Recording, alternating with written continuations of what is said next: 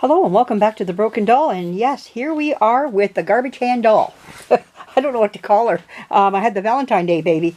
That one I had a title for, but this one here is where the garbage, for those that don't know, my daughter was cleaning out her room one day there, and she put a bunch of stuff into the garbage, and, oh no, I know what it was. She was cleaning out some of the dog stuff. That was it. And he had a bunch of old toys. It seems like we were getting we buy a bin and fill it up with dog toys, another bin and another bin. And I brought a basket out. We went, this is too many toys for one dog, and they were getting old and gunky, and they didn't squeak no more, so we went through them, and she got rid of a bunch of stuff. Well, I thought I'd take a look and see just what was all thrown away and everything, and as I was, she had thrown it all in the garbage, and I just happened to pull through, and there was the hand to this doll here, and I had thought I had put it away nice and safe, but obviously not, and that little dog got a hold of it, never chewed it though, but just took it and put it in his toy box. And that's where it was. And I found it in the garbage. So I call this the Garbage Hand Doll. I've attached the hand back onto the wrist, onto the doll's arm now. But anyways, right now we are at the spackling moment. We are now putting spackling on the doll so that we can cover up. Why am I, just to say, why am I putting spackling on the doll? This is the reason why. When I take the paint off, my knife will nick the doll into the composition. This is composition right here for those that are new. Composition is sawdust and glue. Composition goes back to the late 1800s, late 1800s, when they would compress it together with I think it was cold press they used at the beginning. Now they use a heat method, or it could be the opposite. I think it's heat now. Back in the turn of the century, they went to a heat method, and they were able to mold and make dolls and toys with it. It hardened after. Well, the thing is that as the World Wars came along, they had to go back. They were using a lot of bisque. Well, bisque broke. Bisque dolls didn't last as long, and they went to composition, which is sawdust and glue. And as the wars came along, and especially Second World War, everywhere there was a sawmill, and it was an easy material to get and an easy glue to make. They used a glue called mucilage glue, and they made this glue up, and it loved wood. And they were able to compress it together with heat and make these wonderful old, well, today what we call old dolls, new at their time. Well, what happens is it's a soft material, so when you're taking the paint off, your knife can leave a little nick mark, we call it. They're just little marks. Now, some compositions is really well made. It's really like there's different grades to composition.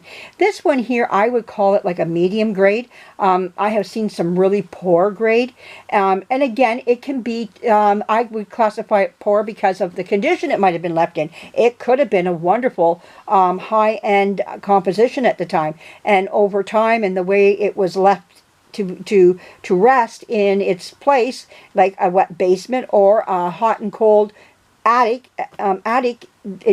Composition does not like three things: cold, heat, and water. Now, it will separate. The paint will lift right off the doll, especially if it went in for a repaint in the late 40s, 1950 with acrylic. And the heat has a way of drying up the old acrylic paint. And so what happens is it lifts.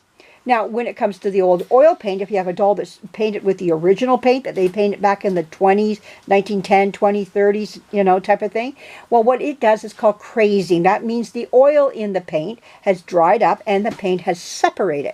It can even go to the point of flaking off and leaving like a shell underneath. And the thing is that with oil paint, all you can do is sand it down, and you can repaint back over that again. But when it comes to acrylic, you have to remove it, because it'll just keep lifting. Now, some people will water it down, and it will hold back on, but it will lift again down the road. You just might as well take the paint off and just start with a fresh canvas again, which is what I've done to this doll here. Now, the marks have left little nicks, so I take a thing called spackling. Right here, it goes on pink and it dries white. And what it does is I sand it when it's dry. I'll leave this on here for a day or two, and then I'll come back in and I'll sand it. And then what happens, I don't take it all off. I take a vast majority of it off, but I leave wherever it falls into the little crevices or a nice little place where it needs to fill, I leave it. I just give it a light sand in those areas, and leave it, and then you can paint right over it. and it fills in those little gouges. If I don't do that, my paint will go into those gouges and you will see it right through the paint. And when there's a whole bunch of those on the doll, all you will see is these little nick marks in the paint. And it doesn't look nice. From a distance, it looks great. But as you come up closer, you see every one of those little nicks. Now, you can't get them all, but we do try to get the vast majority of them. So that's what we hope for, that we get the most. And so that it looks blemish-free a bit. You know, if it has one here or there, or however, that's fine. But when there has a whole bunch in one area, it does not look good at all. And so this is one way of getting rid of those blemishes. Now, he's got it all on his neck, on the back of his head here, not in this part because that's where the hair is. And actually, when I put the spackling on his head up here, I found that there was hair. It didn't show up in the natural light, but as soon as I put the spackling on, there was hair. You can see the strands of hair, which is something because you don't see it otherwise. I believe this doll was wigged and had a wig, but I'm going to keep it to the molded hair, and I might make this one a boy doll. I'm really thinking of making this a boy. It just has a boy look to me, and I just think, you know what? I think this is going to be my boy composition doll, which would be great, you know, to put him in a nice boy outfit. Mind you, the vast majority of my clothes, as you can see in the background here, are mostly girl clothes. So I'm tempted to keep him as a girl. But I think having him as a boy would be nice in one way. I don't know yet. With everything, like I say, all the girl stuff I have, I am tempted at maybe keeping as a girl too. Oh my goodness, I don't know. But let's take a look at what I've all done to him. There is this is the head of him. Now, I didn't put this on the tripod because I know I was going to do some traveling. So there's the arms and the wrist is back on. This is the one where the wrist of the hand was off. And this here is, or is it this one? See, I'm getting so good I don't even know. It's that one there. And they've all been spackled. I did this one here and I painted it, but I'm not happy with the color of the paint. I was trying out some old paints here that I have. This paint color is just not speaking to me. It's okay, but it's not what I want to see. And this one over here, I already spackled it, sanded it, and you can just see how nice it looks. It looks so nice, but it needs a better color, I think. I don't know. I'm still all over the place. We'll see by the next time. Now, I want to talk about something else. I left a question for Annette Trevingo. I hope I said your name. Antoinette Trevingo. I think that's how you say your name. I left you a question on one of the last videos for you, and maybe you can get back to me or anybody else out there that does reborning. Where can I get a neck flange for this doll? I have an idea what I can do. I have some dolls up in the attic that are really mucked up with markers. I don't know if I'll ever get them. They were just handed to me and said, here, just take them, you know. I said, okay, and I shoved them up in the attic. Now, if I can find them, they have a neck on it, and I think it would fit this hole here, because I need a neck. I need a flange to go up here so I can tie it to a body. Otherwise, I can't do anything with his head. He'll always just be a head. And I'm going to come up with something for him. Now, I don't know where to buy them. Now, I went on Dolls by Sandy, Bountiful Babies, McPherson's. They have a lot of it, all that, but not a neck flange. And if they do, they come with a body. So I went on eBay. They come with a body. I don't want the body. I want the flange. Only the flange. So if any of you out there know where I can just buy a neck flange, I would be very appreciative of that.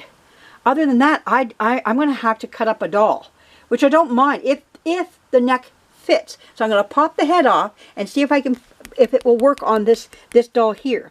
If not, I won't cut the doll up. But that's about the best I can come up with. Or I'm going to have to look at the thrift stores and see if I can find a doll that way that really doesn't have much of a value and just cut her neck off type of thing. That's the only thing I can think of, because this doll sits flush. Otherwise, I have nothing to attach it to the body, you know, because I was going to get it a cloth body, buy arms for it and everything else. I have composition arms, but now I'm thinking I will do vinyl arms for it, since it is plastic, you know. It probably had what we call fairy skin, they call it, or magic skin, they called it. And it rots away. I have some magic skin, and I'm going to bring it down and show you what it looks like and what happens to it over time. Most of it just rots away. These ones have survived, and were cut off a doll and just put into a box. I bought a doll one time, and they just threw these limbs in. It didn't go with any doll, but they just threw the limbs in, and that was the end of that. I got 2 arms and 2 legs that are made out of magic skin. But I'd like to show that to everybody. But if you can help me on that, where do I find neck flanges? I know they come in different sizes. I just don't know. I've never had a need for that, but now I do. This is little Ricky's flange right here. This is his wooden flange that goes up in his neck. I got to get that back up inside of him. That's his wooden flange. So that's what I'm looking for. So this would go, this part, it looks like a mushroom. So what you do is you put this up inside the head, but then this would go down inside of his body, but it would go into a cloth body, and then I can wrap the zip cord around that. So I have something to attach with. So see, he would sit on top of this here, like this, and that would give him something to attach to the body. I can't get this wooden one in because it does belong to little Ricky. But but I need something, even if it's plastic. I could, like I say, steal from a doll and cut a doll up. And I don't mind if I have to. If it works, I'm going to do it, you know. So something that's coming up.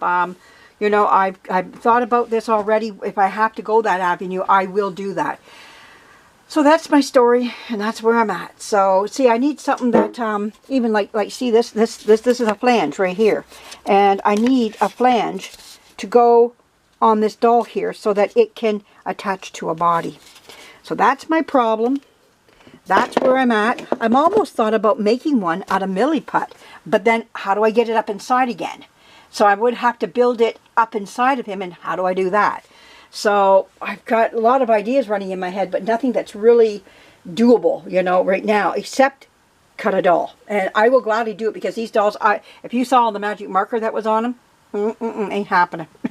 But anyways, thank you for joining me. And if you got any help for me out there to where to find flanges, I'm usually pretty good at finding stuff, but I have scanned the internet, and maybe I'm just not looking in the right places. And that could be it too, because I never go on Reborn sites, but that's where I'm going to have to go to get this. It's from from a Reborn site. So anyways, thanks for helping me if you can. And thank you for joining me. And thank you for subscribing to me. And give me a thumbs up if you like what you've seen here tonight. And leave a comment. I would appreciate that. Now I will read it. Thanks again. Bye-bye.